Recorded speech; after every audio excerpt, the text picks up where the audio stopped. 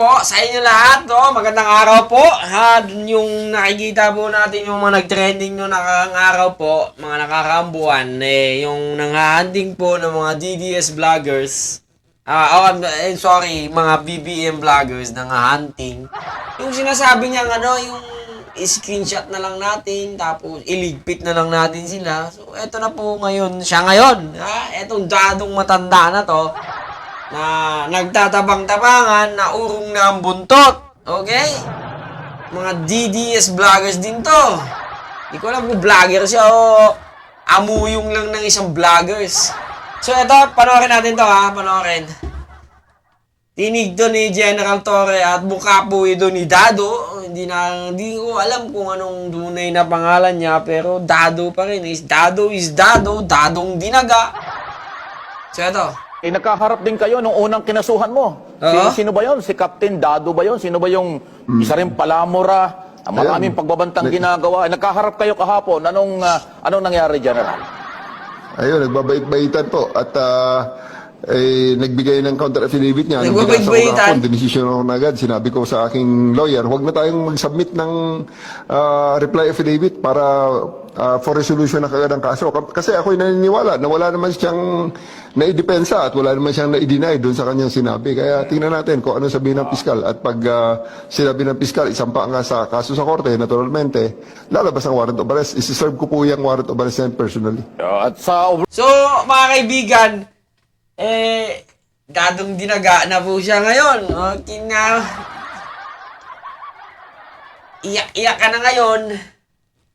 At di natin alam kung pupondohan ka ni Sarah. Okay na po, tangin na rin mga hayop ka. So, ganyan ang mga DDS vloggers na ngayon, no? Talagang tinatarget po sila kasi nga, sobra-sobra naman pong fake news ang mga ginagawa ng mga hinayupak na to.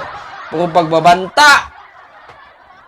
Kasalanan lang naman kasi ng mga ng idol nilang poon nilang si Digong. Mahilig magbanta, mahilig mangako, mahilig magsabi, mahilig magbura. Wala namang kwentang nila lang. So, natadamay po yung mga bata mo, Digong. Yung mga alipores mong tinuruan mo ng katarantaduhan, nagiging tarantado na rin ngayon. Pero hindi sila umuubra sa ating mga law enforcement. So, mga tarantadong hinayupa kayo. Shut up and shut out. Better, na lang, tigil na lang kayo at patapusin nyo ang administrasyong Marcos. Sa susunod na eleksyong president, kayo naman ang tumakbo ulit. Kung kaya nyo pa. Sabi nga ni Atty. Larry doon, wala kayong boto, mga bobo! So, Dadong Dinaga? Tutuluyan ka na, nakakita kahapon, nawala yung tapang ni Dado. Nung sa mga social media, kung makapagmurat, makapagbanta sa buhay mo at kung kani-kanino, ganon-ganon lang. Nung magkaharap kayo kahapon, batahimik naman. Natakot yata sa'yo, General. Yun talaga ang marami po kasing epekto na pag wala sa lugar ang iyong tinitindigan at dinala ka na sa tamang forum, talagang kailangan magbait-baitan ka, otherwise, lalo kang mamalasin. Marami po kasing epekto. Dadong Dinaga, ano ngayon? Tutuluyan ka na. Maghanap ka na. Siguro ang gusto ng advice ko sa'yo, Dadong Dinaga, tarantado ka. Ang magiging defense lawyer mo si Digong. Maganda yon. Exciting. Di ba?